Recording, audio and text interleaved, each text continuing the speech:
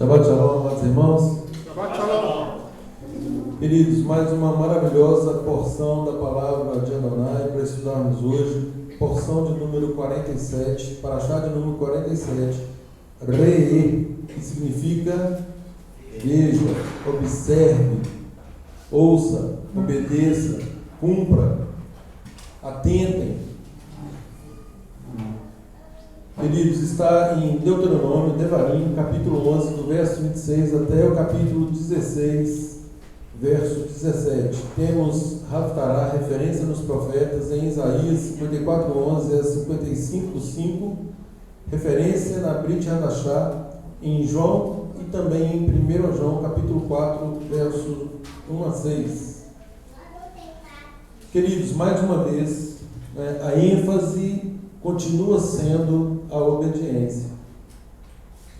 O Eterno efetivamente nos aponta dois caminhos, um caminho de bênção e um caminho de maldição. Só para rememorar, a palavra bênção vem do hebraico barak, que significa dar poder a alguém para que seja próspero, bem-sucedido e fecundo. Queridos, a palavra bênção significa receber poder de Adonai para sermos prósperos, bem-sucedidos e fecundos. Isso é o que significa bênção. Isso é o que o Eterno tem para cada um de nós. Todavia, a maioria opta pela segunda parte, infelizmente, em desobedecer, atraindo para si maldição. Maldição vem do hebraico kelalá, que significa ausência de um estado abençoado e um rebaixamento a um estado inferior. Ou seja, uma pessoa amaldiçoada, obviamente ela está desprotegida do Eterno e ao mesmo tempo rebaixada a um nível inferior. Esse é o status de alguém que desobedece. Então, dá a ideia de estar afastado da escolha divina, ou seja, torna-se uma pessoa insignificante para o Eterno. O Eterno o tempo todo nos incita, nos chama, nos conclama a obedecer. Ele nos chama a nos aproximarmos dele. E por óbvio, a aproximação ao Eterno requer de nós uma disposição em andar de acordo com as instruções dele, não de acordo com a nossa vontade.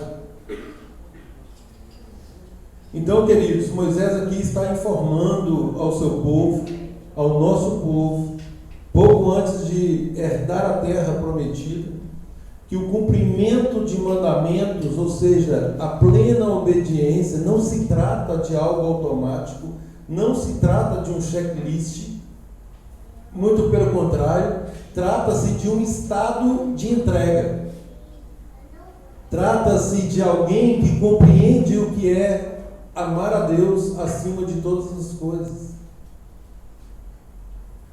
Trata-se efetivamente de termos essa disposição em agradá-lo, mas algo que parta do nosso coração, e não algo apenas exterior. Então, queridos, isso tudo nos conduz à bênção, e Moisés enfatiza a não mais poder e desobediência conduz a um estado de perdição. Queridos, alguns questionamentos me vieram à mente estudando essa porção, e eu vou listá-los para que no transcurso da fala essas respostas surjam.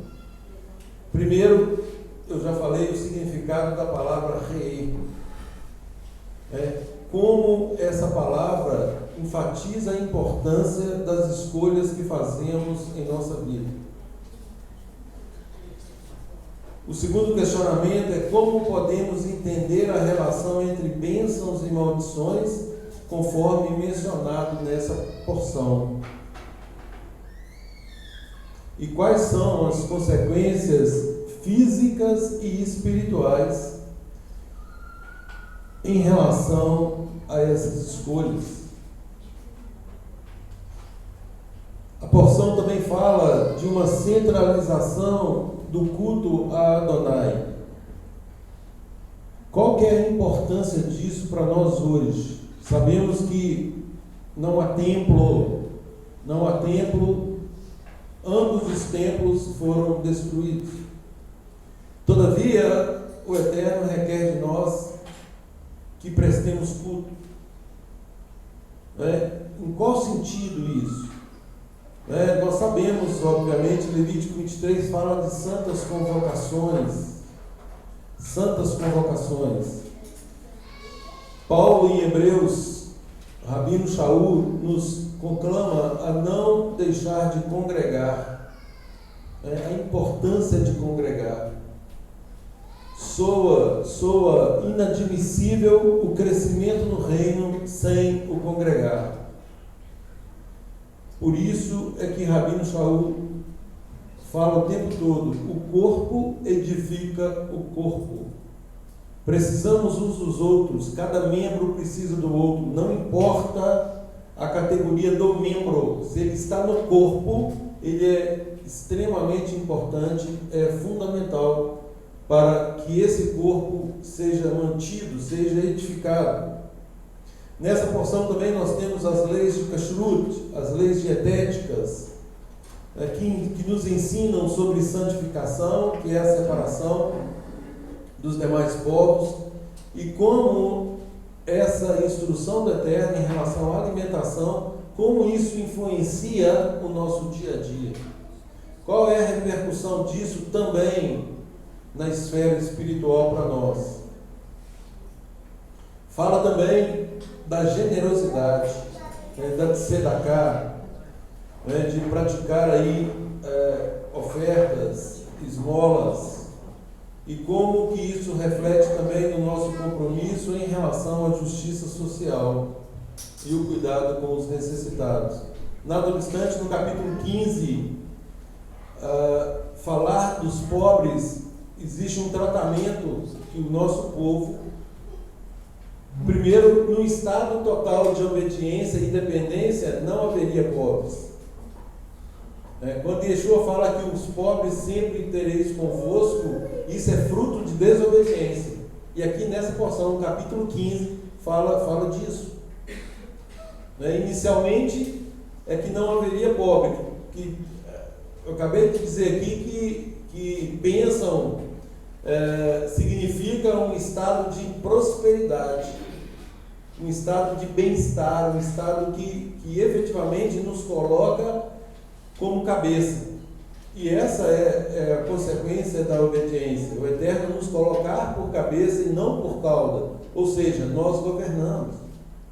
Nós governamos. Agora, governamos porque merecemos? Temos algum mérito nisso? Não. Governamos porque a obediência resulta nesse governo. O Eterno nos entrega o governo à medida que obedecemos. E o contrário também acontece. Ele nos tira as bênçãos se eventualmente nós nos rebelarmos. Lemos na porção passada um texto em Ezequiel que fala claramente disso. Não pense o justo que aquele que pratica um ato de justiça, que ele vai poder se glorificar ou se colocar numa situação de imunidade porque praticou atos de justiça. Isso é obrigação, e Yeshua fala sobre isso. Se nós fazemos aquilo que devemos fazer, nós somos o quê? Não. Somos o quê? Servos inúteis. Somos servos inúteis. Um servo inútil é aquele que faz o que deve fazer. Bom, se é meu dever fazer, qual é a utilidade disso? É meu dever. É por isso que temos que ser diferentes. Tem que decavalar. Numa empresa, por exemplo, se o funcionário só obedece aquilo que é ordenado pela chefia, ele é um servo medíocre. Ou seja, tem que ir muito além. A intenção do coração, seja na vida secular, seja na vida espiritual, tem que ser ir muito além. Ir muito além. É depreender, é extrair da letra a real vontade do legislador, ou seja, o que Adonai quer de mim em relação a esse mandamento. Então é extrair daí o máximo e andar de acordo com esse máximo. E não estabelecermos um padrão, um piso, e que nós fiquemos só nesse piso olhando para o alto. Aí eu poderia progredir, mas está de bom tamanho, eu estou obedecendo. Ou seja, Yeshua fala, servo inútil. Servo inútil. Então, queridos, esse é o padrão que o Eterno tem para nós. E eu falava na reunião de quarta-feira, se nós não abrirmos a nossa mente, se nós não entendermos o que estamos a fazer, se nós não entendermos que o ensino ele tem que nos estimular a ação, nós temos que praticar aquilo que aprendemos. Se nós não compreendermos isso, nós seremos perdidos conhecedores, como já disse. Então não há vantagem nenhuma em saber. A vantagem está naquilo que eu sei, eu obedeço. E é isso que essa porção enfatiza. A disposição, a kavaná, a intenção contínua. Tem um texto maravilhoso aqui que fala de andar após Adonai. Como assim andar após? Vou explicar. Então, isso significando o quê? Que o Eterno ele nos chama a um relacionamento dinâmico. E o problema é que nós somos estáticos. Nós queremos, muitas vezes, prestar culto como se tivesse tudo parado. Não, nós estamos numa caminhada. É caminhando, ouvindo e praticando. Caminhando, ouvindo e praticando. Em cada fase da nossa vida. E muitos ficam estagnados, fazendo apenas o dever. E volto a dizer, esse dever ele está na categoria de medíocre, na categoria de mínimo, quando nós podemos fazer muito, muito mais. Eu já disse, tem um estudo que fala sobre isso, além daquele livro que eu sempre recomendo, Como Viver Acima da Mediocridade, que fala o seguinte: quando chegarmos no Olam Rabá, se chegarmos, quando chegarmos lá, o Eterno vai nos mostrar o que poderíamos ter sido, o que poderíamos ter atingido, e nós ficaremos profundamente decepcionados pela covardia, pela frouxidão e por tantos outros adjetivos ruins, típicos da nossa natureza, que nos impediu de atendermos sequer o Shema, que é amar a Deus acima de todas as coisas, fazer tudo com todas as nossas forças. Nós somos muito bons em falar. Quando é o momento de praticar, nós hesitamos. Hesitamos porque olhamos aí, como sempre, olhamos para nós mesmos. Olhamos o nosso bem-estar, o prazer, não um hedonismo em si, mas um prazer momentâneo em detrimento, em manifesto prejuízo à instrução do Eterno. Não sabendo nós que nesse momento, agindo dessa forma, nós estamos dando aso, poder ao nosso inimigo para agir também na nossa vida. Eu falava com minha esposa hoje de manhã, temos a mania de atribuir tudo ao inimigo. Nada disso, nada disso. Tudo é nossa culpa. O nosso inimigo, não o inimigo de Adonai, o nosso inimigo, ele está a serviço de Adonai. Ele só faz o que o Eterno permite fazer. Agora, diante de uma circunstância dessa, estou colocando diante de vocês bênção e maldição, escolham a bênção, escolham a vida. Se nós optamos em desobedecer, ou seja, pelo caminho da maldição, o Eterno não nos livrará desse estado de rebeldia. E aí nós estamos dando carta branca para que o inimigo haja na nossa vida. E isso, queridos, nos traz inúmeros males. Primeiro, físicos. A nossa carne sofre com isso. Paulo fala lá, por isso que há muito entre vós fracos e doentes, e até muitas pessoas que morrem. Por quê? Porque ignoram a seriedade do espiritual, sofrendo na carne, inicialmente na carne, no corpo, as consequências desse afastamento, dessa desobediência. Esse versículo de Efésios 2 que fala: nossa luta não é contra seres humanos, mas contra os poderes e autoridades, contra os dominadores deste mundo de trevas, contra as forças espirituais do mal nas regiões celestiais. Qual é a pergunta? Esse texto, assim, quando fala que a nossa luta não é contra carne e sangue, mas contra os principados e potestades das regiões celestiais, nós estamos em constante luta com as potestades malignas. Sim, sim. Esse texto, o contexto dele é que nós temos a mania de atribuir a outrem, muitas vezes até a outra pessoa, a responsabilidade por algo que nós é que produzimos. Então, se uma pessoa nos faz mal, por exemplo, nós não temos que lutar com essa pessoa. A questão é, por que isso está acontecendo? Por que estamos sofrendo determinada situação que nos faz pensar que o outro é que é culpado? Então, obviamente, dentro desse espectro de ação, em nos afastando da obediência e optando, a livre escolha seria a próxima pergunta aqui, no sentido de qual é o papel do livre-arbítrio na escolha entre a obediência a Deus e a desobediência? E como podemos entender a nossa liberdade de escolha em relação a esse relacionamento com Deus? Então, quando Efésios diz que a nossa luta não é contra carne e sangue, é exatamente isso. Existem poderes do mal que estão atuando contra nós, porque nós estamos dando aso a isso, ou seja, nós estamos permitindo isso. Como? Como nós damos permissão para isso?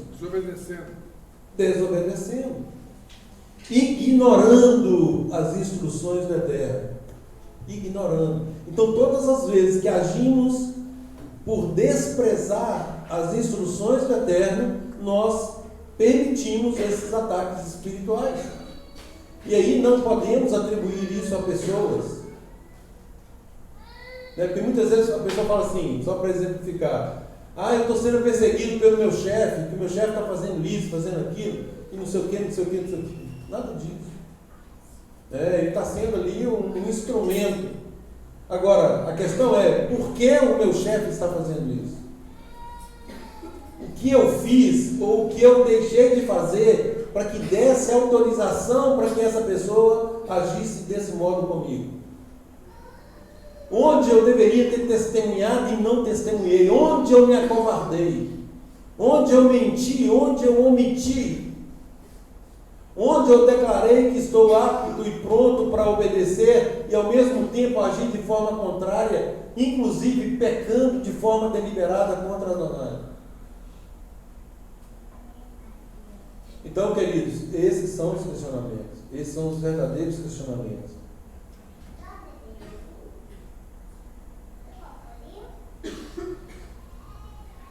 Uma outra pergunta: de que maneira essa porção reforça o conceito de que a vida e a morte estão nas mãos de Adonai? É óbvio, Ele fala isso o tempo todo. O poder da vida, o poder da morte, tudo provém dele. Em que sentido? Como assim? Nós estamos vendo, outro dia comentávamos sobre isso, o grande problema da humanidade, e aí nós só podemos atribuir isso à misericórdia e longanimidade de Adonai, é que o castigo não vem imediatamente. Assim como muitas vezes nós somos tardios em corrigir um ato falho, Adonai, ele não está alheio ao que está acontecendo neste mundo, e fala que ele é longânimo, que ele quer que todos se salvem, que todos cheguem ao arrependimento. Mas por que ele faz isso? E aí muitas pessoas se aproveitam disso, ou seja, fazem algo extremamente grave e não recebem de imediato a punição. Nada obstante, aquilo está acreditado, imputado na conta dessa pessoa. Não tenha dúvida que prestará contas disso. Não vai ser no tempo dela, vai ser no tempo de Adonai, no tempo de Deus. E muitas vezes a pessoa pensa que passou batido, passou despercebido, o Eterno não viu. Ledo engano, não se deixem enganar. O Eterno tudo vê, o Eterno tudo sabe. Então, nesses caminhos, nessas opções, mostrava para o Heitor aqui, a clareza do caminho certo. E olhem a figura do caminho errado. Olhe a desolação, olhe as vicissitudes que se colocam no caminho, e muitas vezes as pessoas optam por trilhar aquilo ali. Ignoram, pois não. Em 1 Pedro 5,8 nos dá também uma imagem de que o inimigo já está constantemente em derredor. Nós temos uma luta contínua, diária. Fala assim: sede sóbrios, vigiai, vosso adversário, o diabo, anda em derredor, fugindo como um leão e procurando a que possa tragar. Então, o tempo todo em volta, né? Exatamente, ou seja, ele está observando e obtendo, à medida que obtém autorização para agir, ele não perde tempo, até o ponto de matar. Até o ponto de matar. Pois não. Essa brecha que a gente dá, essa legalidade, é com o descumprimento da Torá, do pecado. Claro, obviamente. Então nós declaramos que servimos a Deus, mas ao mesmo tempo os nossos atos dizem o contrário.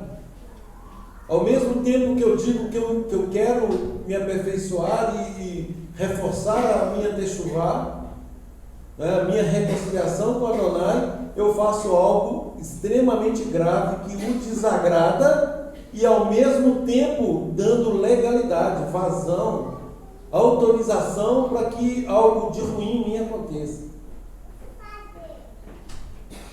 E nós precisamos entender isso, queridos. A palavra é clara: de Deus não se zomba, Ele não se deixa escarnecer. E, nada obstante, essa sensação de impunidade, isso só está fazendo a taça encher, e vai chegar um momento que ela transbordará. E o Eterno, nesse íntere, ele está querendo, que efetivamente nós tomemos uma posição antes que transborde, que nós efetivamente compreendamos o sentido da bênção, o sentido da vida, e optemos por ambas, uma consequência da outra. Então, mais um questionamento: como podemos aplicar os princípios de justiça, honestidade e integridade mencionados nessa paraxá na nossa vida, e como isso influencia na perspectiva da nossa vida, sobretudo aí reforçando o conceito de techuvá. Porque não adianta, queridos. Techuvá, o que é techuvá? Volta às origens.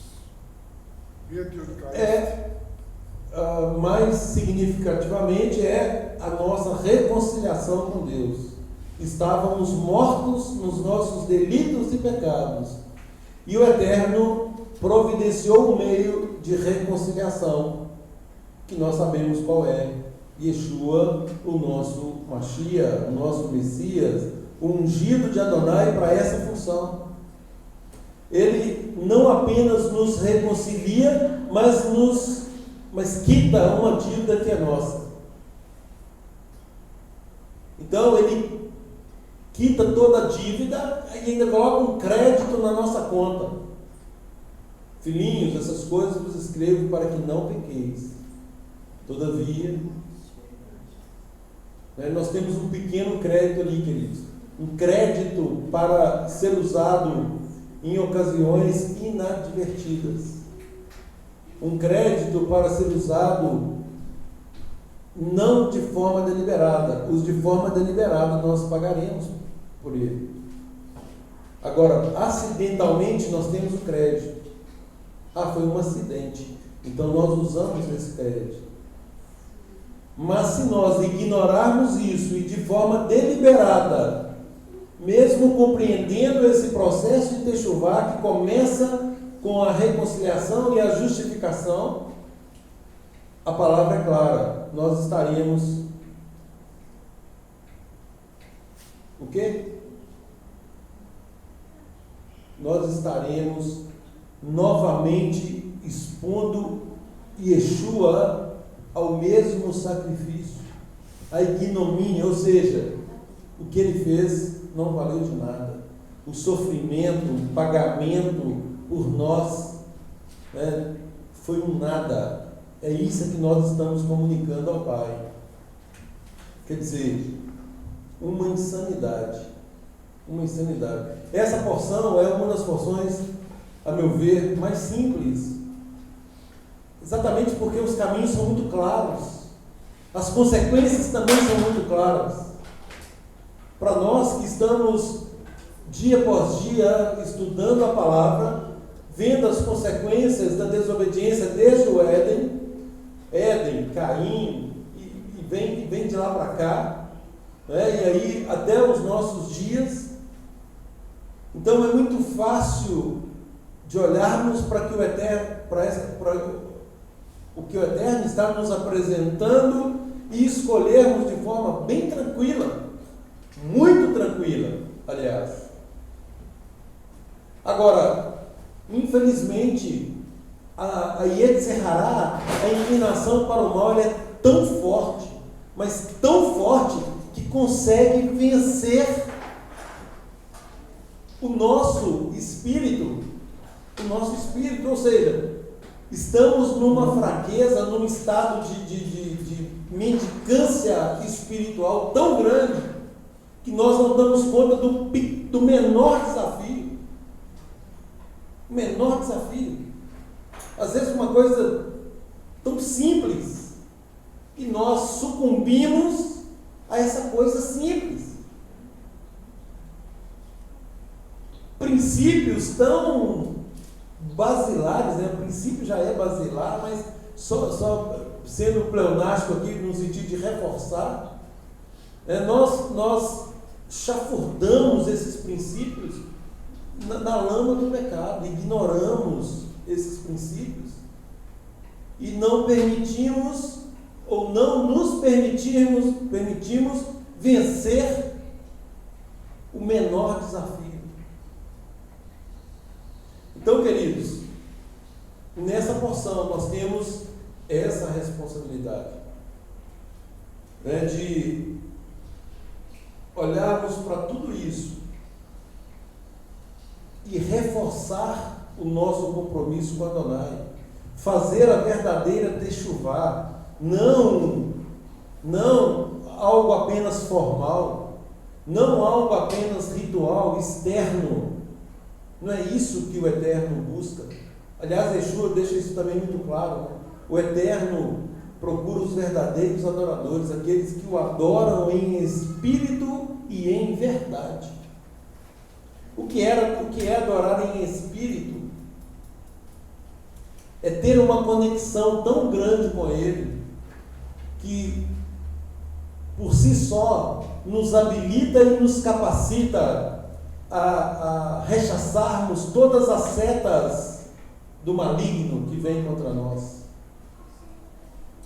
É um poder tão grande que nos dá discernimento de situações, discernimento de espírito, ao ponto de passar longe de nós, ou seja, nós de pronto nós percebemos quando isso está a caminho e já tomamos providências para que isso não chegue até nós.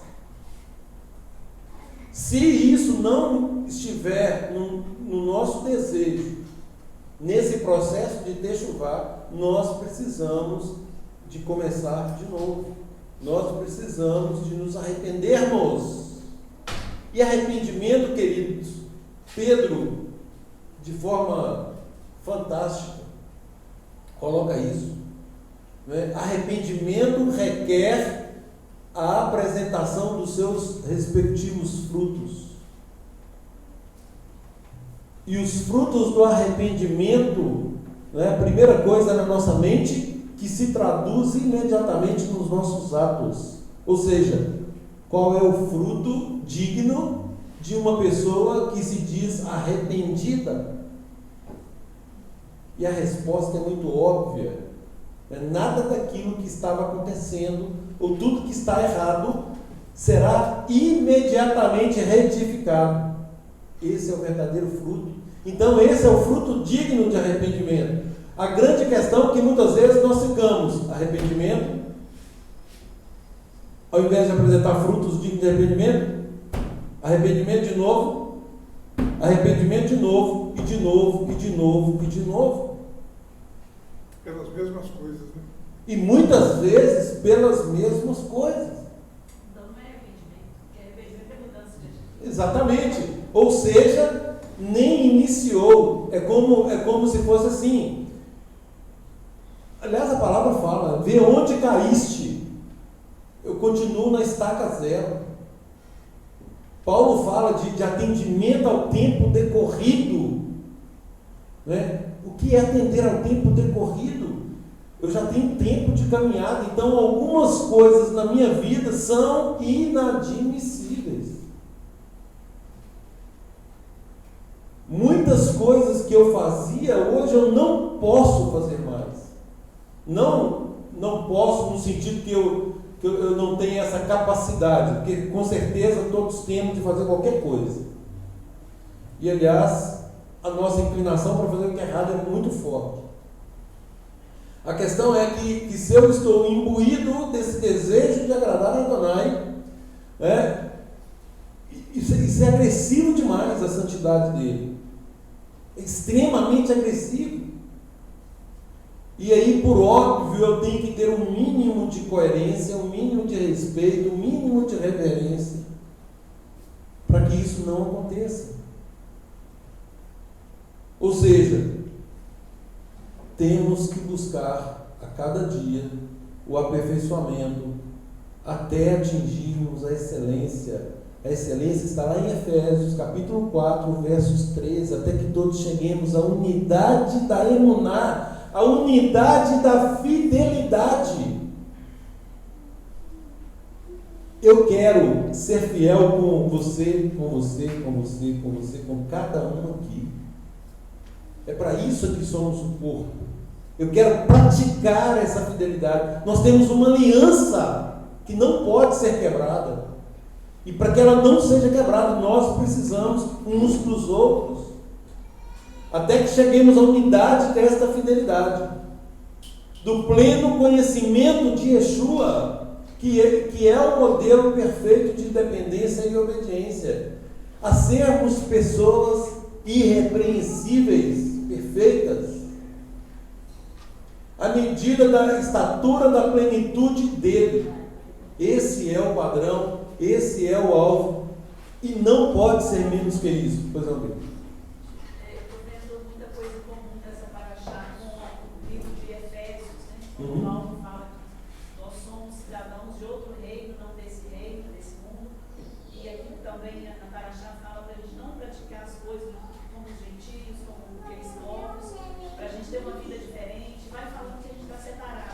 Uhum. E esse exemplo que você deu, que às vezes a gente vai cair numa coisa tão boba, eu penso que é isso aqui que Paulo fala, para ficar muito atento, né? Vistam-se de toda a armadura de Deus para poderem ficar firmes contra as ciladas do diabo. A cilada é um negócio que você não espera, você está andando, você cai na cilada. Armadilha. Pois a nossa luta não é contra os seres humanos, mas contra os poderosos ou não. Aí fala, para a gente vestir essa armadura para que possamos resistir no dia mal e depois vai dar uma chaguada, novo, férias, o dia mal passou. Não, é permanecer inabaláveis, depois de terem tudo, que o ataque continua. A gente está num lugar de ataque sem fim. Exatamente. Então eu penso que esse estudo para nós está sendo uma bênção, a gente está meditando também na armadura de Deus, cada um dos itens dessa armadura, ficar atento mesmo, e é chumbrou sobre nós o tempo todo. Exato, e nós temos esta armadura como proteção para obedecermos todas as instruções do Eterno. Todas as instruções. E quão preciosa é essa armadura. Em cada item descrito em Efésios, queridos, é a Torá em funcionamento, é a prática da Torá. O livro é fantástico, exatamente porque nos ensina como fazer. Primeiro eu olho, eu tenho um conhecimento, eu sei que eu tenho que fazer, mas como? Como farei isso? E Efésios nos dá os primeiros passos. O importante é que a carne não vai vencer a carne. Quem vai vencer a carne é o espírito, né? Sim. Cleiton está me trazendo aqui a armadura. O capacete da salvação, a couraça da justiça. Qual é? Que couraça de justiça é essa? Hã? No reto juízo de Adonai, couraça da justiça. Couraça, queridos, nos protege aqui, nos órgãos vitais. Ou seja, a palavra pode vir dar da vontade que não vai atingir. Por quê? Porque eu estou debaixo da couraça da justiça de Adonai. O escudo da fé, que também, escudo da fé não abstrata, escudo da fé, diga-se, firmeza, constância, fidelidade a Adonai. É esse escudo de lealdade. É com esse escudo, eu sou leal a Adonai, é que eu também rechaço, repilo as setas do maligno. A espada do Espírito, olha aí, o Ruach HaKodesh nos foi dado com uma atribuição específica. Ezequiel 36, 26, para que andemos em plena obediência aos estatutos, mandamentos e ordenanças de Adonai. Essa espada, a palavra de Adonai é a espada. Então é um atributo de manuseio. A espada ela é manuseada, bem manuseada. Paulo fala com Timóteo, né? Que maneja bem a palavra da verdade. Essa espada aqui, que maneja bem a palavra da verdade.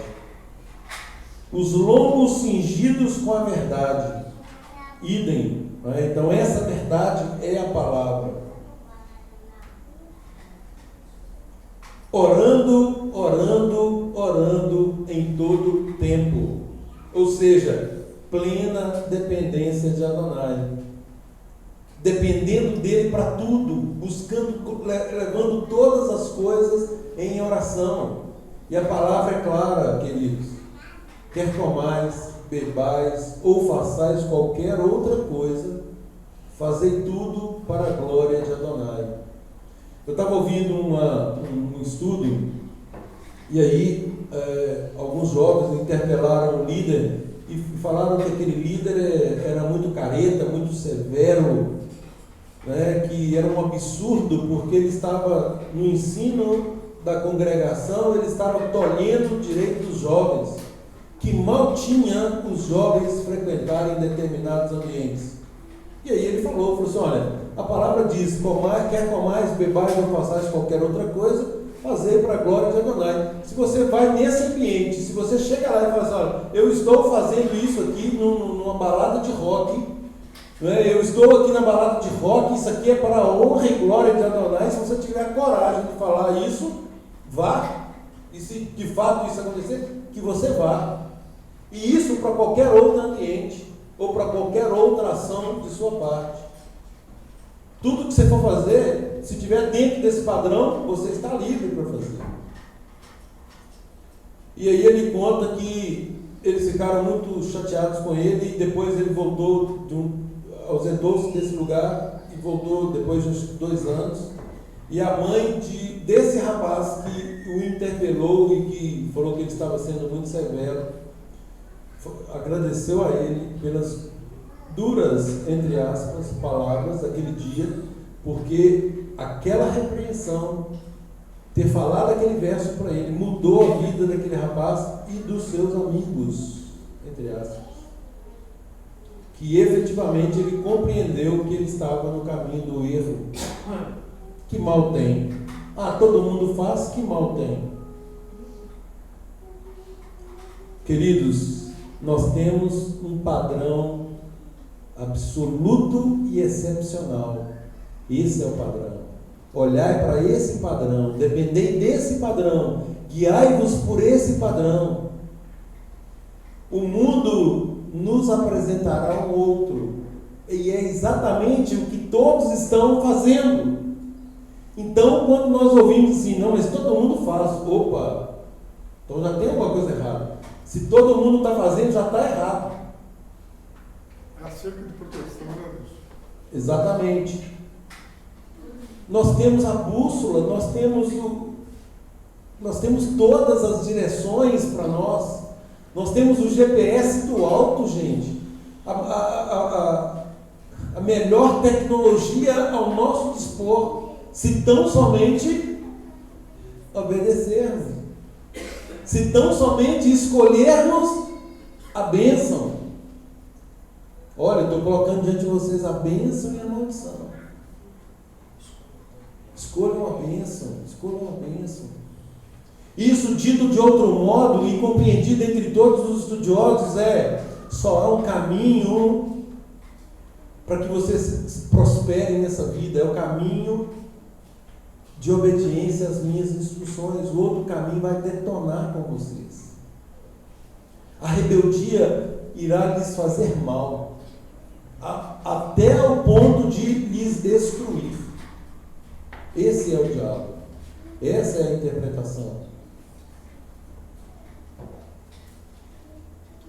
E aí, queridos, mais uma vez, a ênfase do livre-arbítrio, de fazermos escolhas conscientes.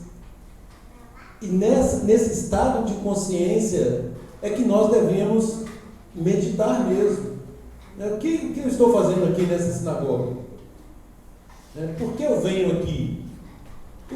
Qual é a minha pretensão?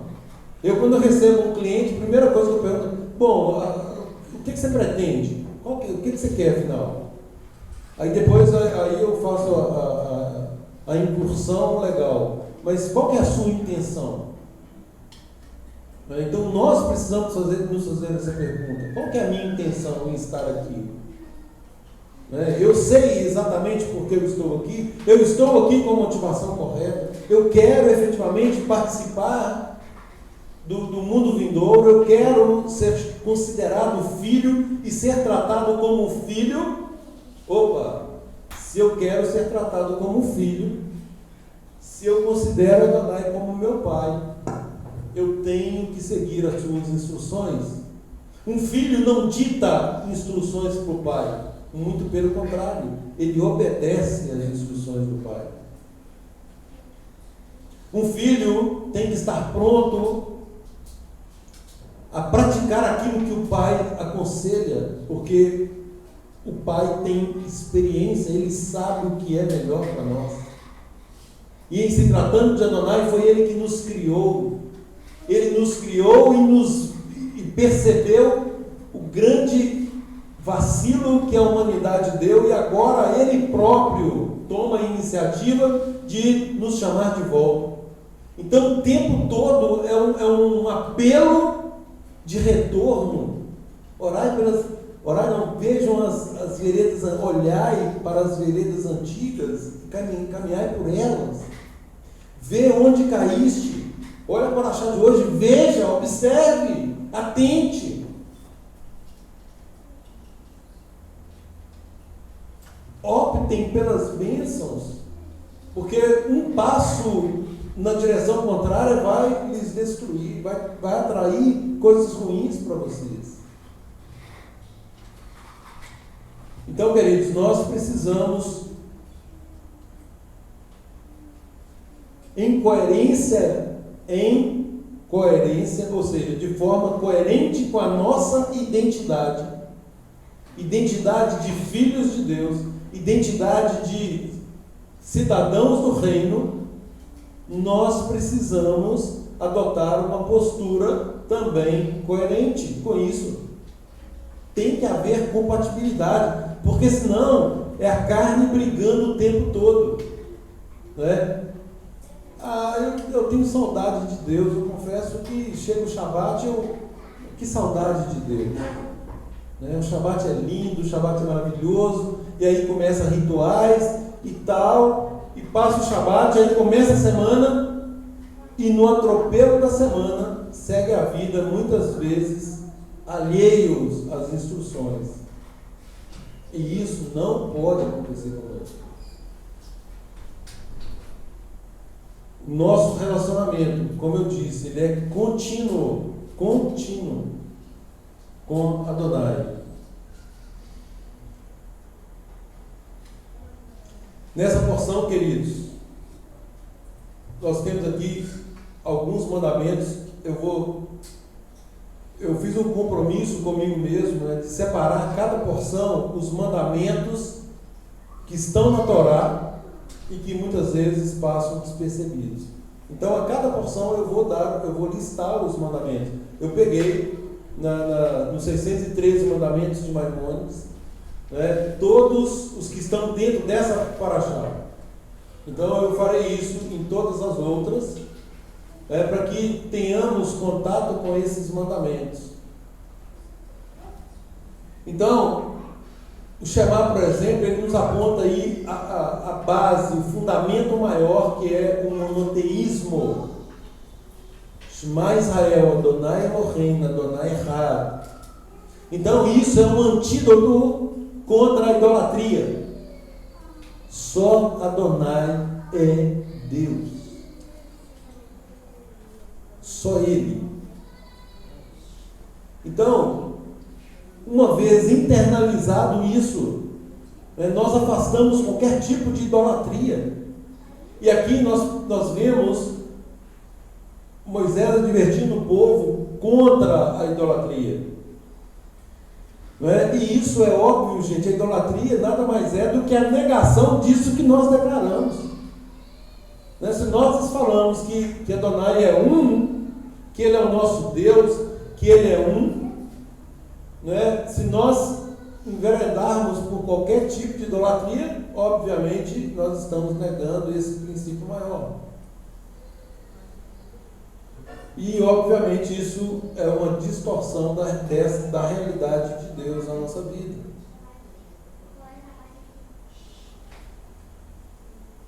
Além, obviamente, de afrontar a Deus. Quando deixamos que qualquer coisa assuma o lugar de Deus, nós estamos afrontando o próprio Deus. E aí nós compreendemos as palavras de Yeshua lá na frente. Pessoas que, ao mesmo tempo que recebem uma instrução, que tem que amar Adonai acima de todas as coisas, com todo o coração, com todas as posses, com todo o entendimento, é aquilo que eu falei anteriormente. No primeiro obstáculo, ela opta por outra coisa e não Adonai. Ou seja, vai ter que voltar de novo lá no início. Não está atendendo ao tempo decorrido. Arrependimento requer mudança de mente e de atitude. Ou seja, a nossa mente, compreendendo o que seja, tem que produzir a respectiva ação. O ato tem que se materializar. Antes eu fazia assim, não, agora eu já sei o que eu tenho que fazer. E fazer aquilo que deve ser feito.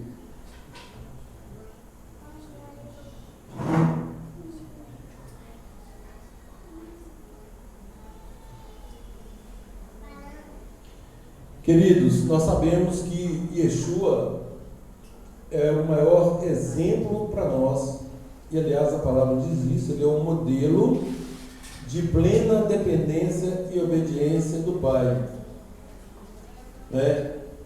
E essa dependência não era algo formal, não era algo apenas declarado, né? Era algo visto por todos os discípulos, por todos aqueles que viveram a época de Yeshua e testemunharam isso, né? Era algo prático.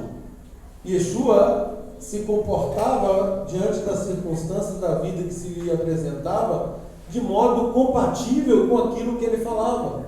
Tanto é que os mestres da lei, né, falam assim, esse é diferente, ele fala com autoridade. E o que é falar com autoridade? Falar com autoridade é a fala de alguém que vive aquilo que está falando. Não é uma fala hipócrita, não é aquela fala que Yeshua se refere aos mestres, olha, obedeçam aquilo que eles estão falando, mas não sigam o que eles estão fazendo.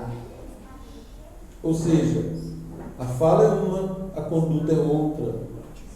Ou seja, é um ensino sem autoridade. Yeshua disse, né, nada faço de mim mesmo, mas nada faço e nem falo. Falo exatamente aquilo que o Pai me ensinou. João 8:28. O relacionamento de Yeshua com o Pai era uma questão de sobrevivência. A minha comida consiste em fazer a vontade daquele que me enviou. João 4:34.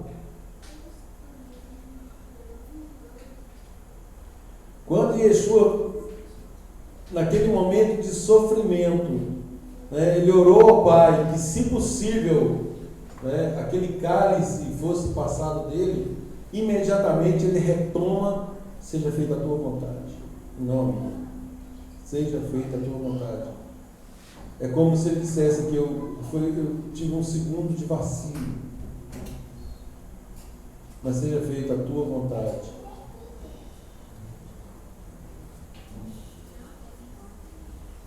Queridos, nós temos muito conhecimento, o suficiente para andarmos em plena obediência e num conceito de excelência.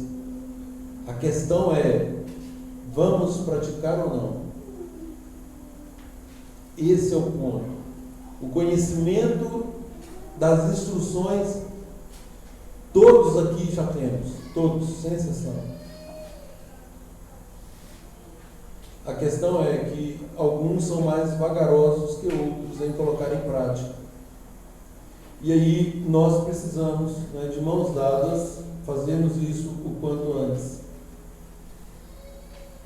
para que efetivamente nós cheguemos juntos, né, de mãos dadas, e ouvirmos lá as palavras de Yeshua: vinde benditos de meu Pai.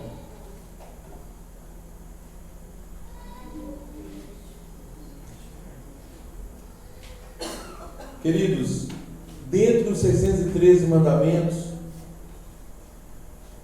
volto a dizer, é uma questão de tradição. Foram listados 613, muitos deles uns são desdobramento de outros. Então, assim, respeitamos esse elenco.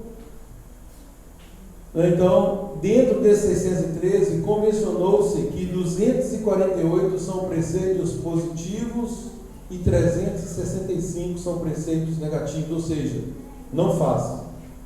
E os positivos são faça, age de acordo, né? Então, um é obrigação de fazer A outra categoria é a obrigação de não fazer. Nessa porção, nós temos no capítulo, eu estou seguindo a ordem numérica desses mandamentos, não a ordem da Torá. Na ordem numérica, começando aqui nessa porção, o mandamento positivo de número 53, Deuteronômio 16, que é atender a santa convocação. Deuteronômio 16, fala assim: 3 vezes ao ano, todo varão entre ti aparecerá perante Adonai teu Deus no lugar que escolher, na festa de pães asmos, festa das semanas, festa dos tabernáculos. Porém, não aparecerá de mãos vazias perante Adonai. Cada um oferecerá na proporção em que possa dar, segundo a bênção que Adonai seu Deus lhe houver concedido. Queridos, aqui tem alguns princípios, né? Inclusive nessa porção fala dos dízimos, Deuteronômio 14, e ainda não vou explicitar, porque eu quero dar um estudo sobre os dízimos, mas eu só quero já enfatizar que o que consta aqui em Deuteronômio 14 é o segundo dízimo. E aliás, nessa porção fala do segundo e do terceiro dízimo. Explico. Ninguém se assuste com isso. São 3 dízimos, na verdade. O primeiro dízimo eram dados aos levitas. Os segundos dízimos eram da própria pessoa, do próprio doador, para atender aos mandamentos das santas convocações para as festas. E aí, gente, eu penso na maravilhosa economia de Adonai, nos dando ali um conceito de administração de finanças para que não tenha desculpa, aliás, que ninguém possa participar das festas. Ou seja, daquilo que eu estou te dando, você vai cumprir o primeiro dízimo, que é o dízimo natural aí, é o Maser, Rishon, é o que será dado aos levitas, que por sua vez dão aos sacerdotes. O segundo é o dízimo. Esse dízimo é para você, doador, para que você se alegre nas minhas festas. E aí, dentre essas festas, as obrigatórias, as festas da peregrinação, onde todos deveriam ir para Jerusalém para adorar. E aí eu fico pensando, se nós fizéssemos isso, tivéssemos um planejamento de cumprir esse dízimo. Eu vou separar aqui 10% além na administração das finanças, 10% eu já dedico a Adonai, eu vou separar 10% agora para que eu vá para Jerusalém e eu me alegre na presença de Adonai. E tem um terceiro dízimo que era dado de 3 em 3 anos, que é o dízimo dos pobres, que equivale aí, é como se a cada mês nós reservássemos, na verdade, se for fazer uma conta direta, cada mês nós reservássemos 23,33%, para cumprirmos aqui essa economia de Adonai, sendo 10% dízimo normal, os outros 10% para nós mesmos, e esses 3,33% para os pobres, viúvas e etc. Então, ele era dado de 3 em 3 anos, então de 3 em 3 anos nós formaríamos aí também os 10%. E aí é uma fórmula fantástica de administração. Então, Deuteronômio 16 nos coloca esse mandamento de comparecer às santas convocações. E preferencialmente que possamos ir a Jerusalém. Isso é planejamento, gente. Primeiro é o seguinte: primeiro é um desejo ardente de ir a Jerusalém. Nós já fomos várias vezes e eu confesso aos irmãos que não há alegria e prazer maior do que ir a Israel, sobretudo em Jerusalém. E cada um de vocês, se cumprissem isso aqui da forma como o Eterno dispõe para nós, até hoje, certamente vocês já teriam recursos para cumprirem isso aqui, irem em Jerusalém e se alegrarem, comerem aquilo que o Eterno tem dado a cada um.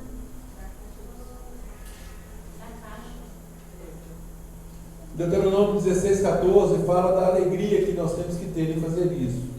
Alegrar-te-á em tuas festas, nas santas solenidades do Eterno.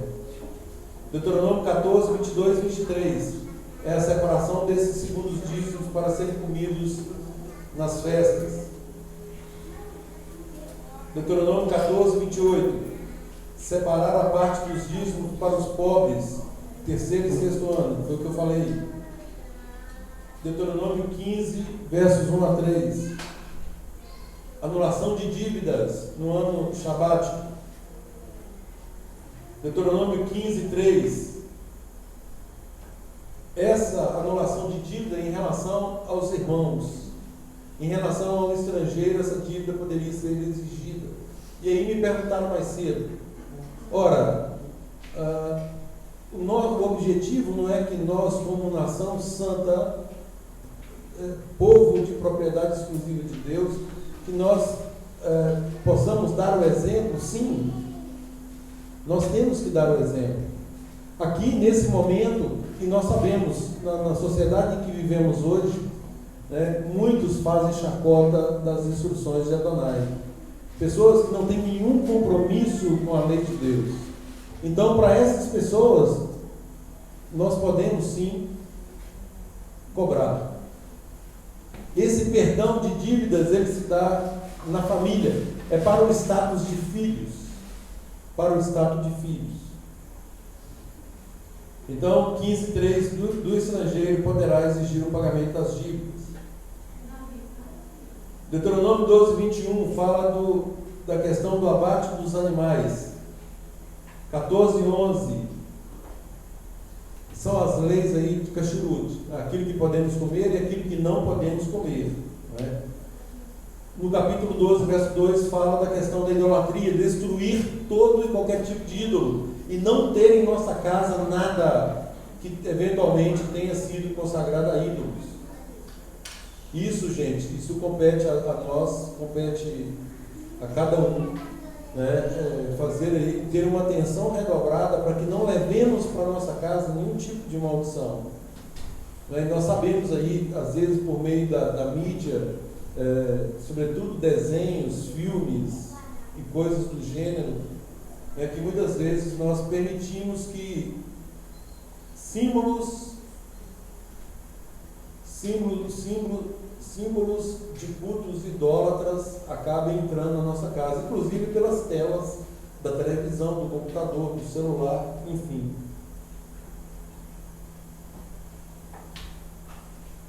Temos aí a obrigação de ajudar os pobres.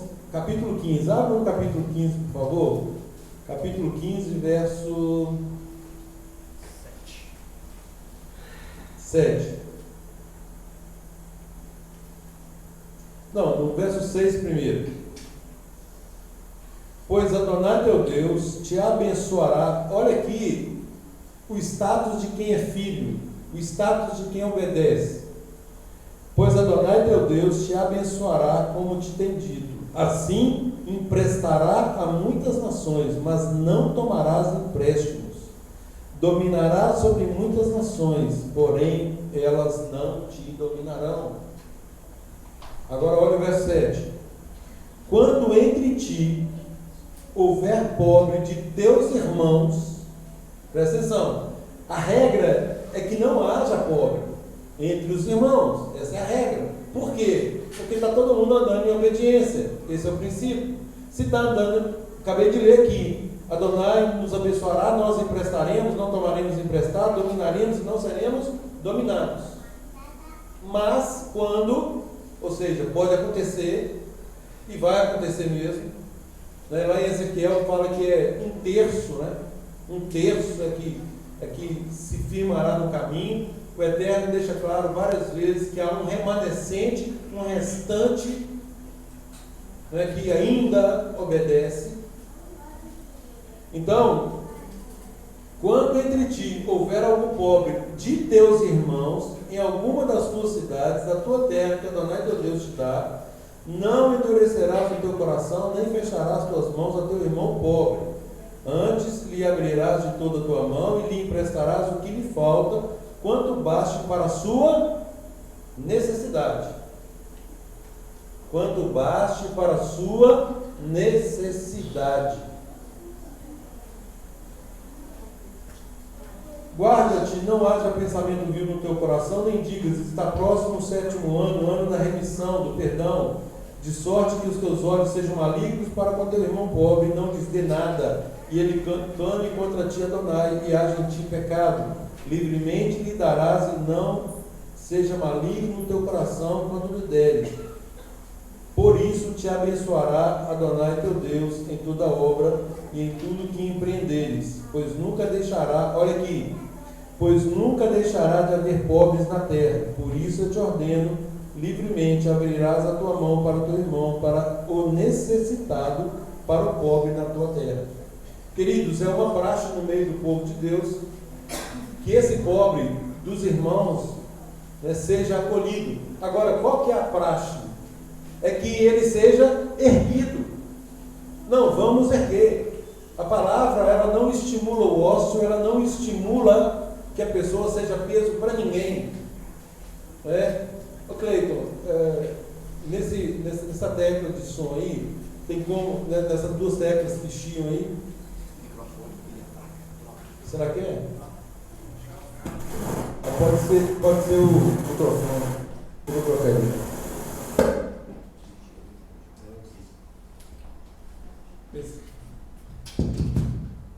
Aumenta agora um pouco.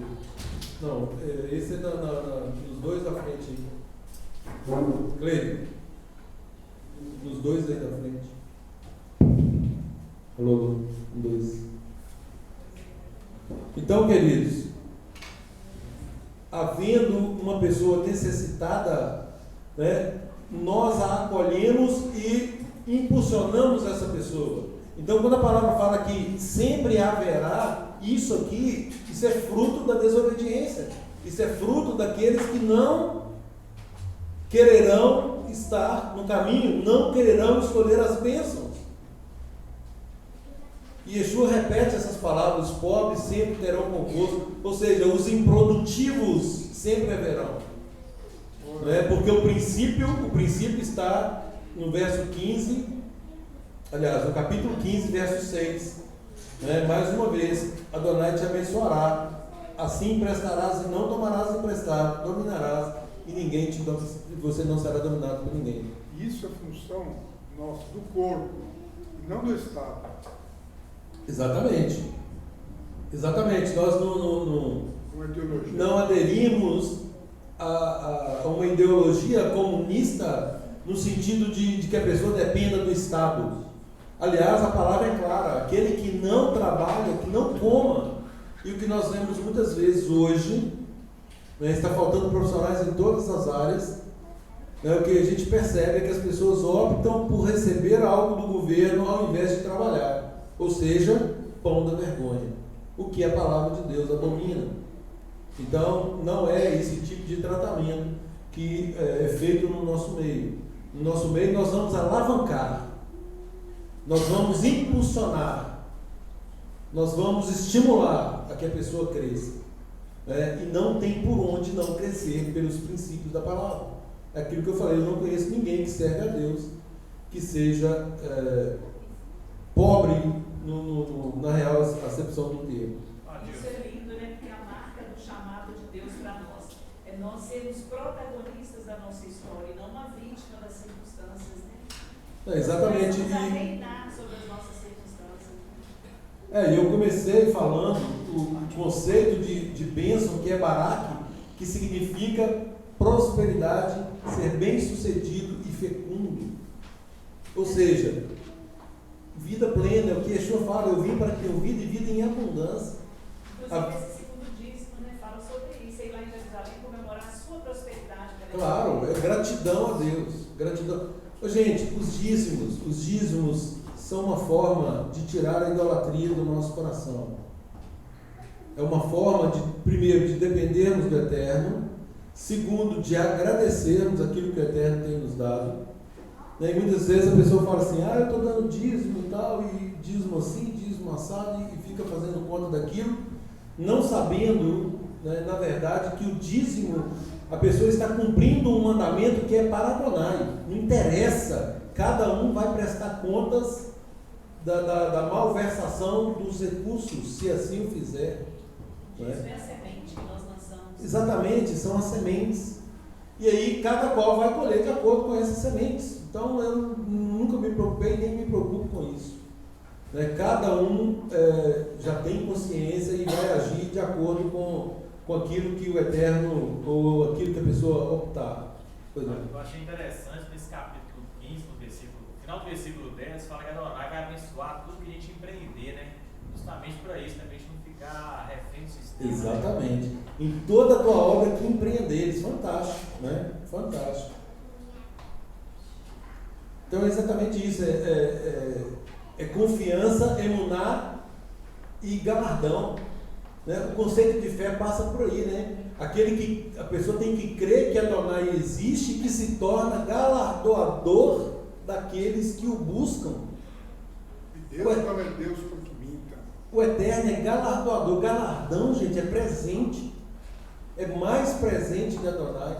Então, à medida que eu obedeço, eu recebo muito mais de volta. E muitas vezes a pessoa se amesquinha, ela se torna avarenta e ela não quer nenhum tipo de participação, prejudicando, inclusive, aliás, só se prejudicando. Nesse princípio da administração, como eu falei, se reservássemos aqui um percentual que o Eterno manda reservar para que nós obedeçamos, compramos as festas, né? Isso aqui é uma maravilha. Né? Quando nós vamos em Jerusalém, aquele dinheiro que nós destinamos para lá, Maria Lúcia que gosta, né? Porque às vezes quando estamos no aeroporto, ainda tem tanto aqui, ela dá um jeito de torrar tudo lá, tem que deixar aqui para o nosso povo, e torra tudo lá. Entendeu? O dinheiro que foi separado, destinado para isso. Né? E o motivo é exatamente isso, a gratidão que nós devemos ter para o Eterno, por tudo quanto tem feito por nós. E todo mundo que vai a Israel, gente, tem um testemunho para dar, fala que prosperou mais quando voltou, porque fala lá, está prometido em Gênesis 12:3, eu abençoarei os que te abençoarem. É impressionante, todo mundo conta testemunho de bênçãos que recebeu quando voltou, porque abençoou o povo lá. Então, queridos, todos os demais mandamentos aqui falam muito sobre a idolatria, que nós já explicamos. Então, a questão dos dízimos, a idolatria, né, que nós temos que nos abster de qualquer tipo de idolatria, ou seja, dependermos única e exclusivamente de Adonai.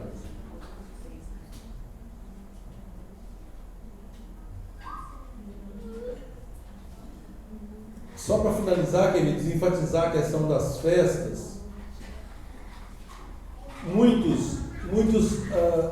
eu ouvi uma vez, né, de alguém que falou assim, a pessoa não vai em Jerusalém por si só, e é verdade. Eu não tinha meditado nisso, depois quando eu meditei, eu falei assim, é verdade, ela não vai por si só, o Eterno é que leva. E aí, para ir em Jerusalém, para cumprir esse mandamento, né, a pessoa, isso tem que arder no coração da pessoa. E quando isso arde no coração, o Eterno vai prover, né, os meios necessários para que essa pessoa vá a Jerusalém, vá a Israel. Então, queridos, que possamos, né, administrar aí tudo aquilo que o Eterno tem nos dado, que possamos compreender aí todos os princípios preciosos dessa porção, e que nós tomemos uma atitude em relação ao que está sendo posto diante de nós, que é a bênção, e que nós possamos escolher isso aí, né, de uma forma voluntária e com o coração alegre. Shabbat Shalom a todos. Shabbat Shalom.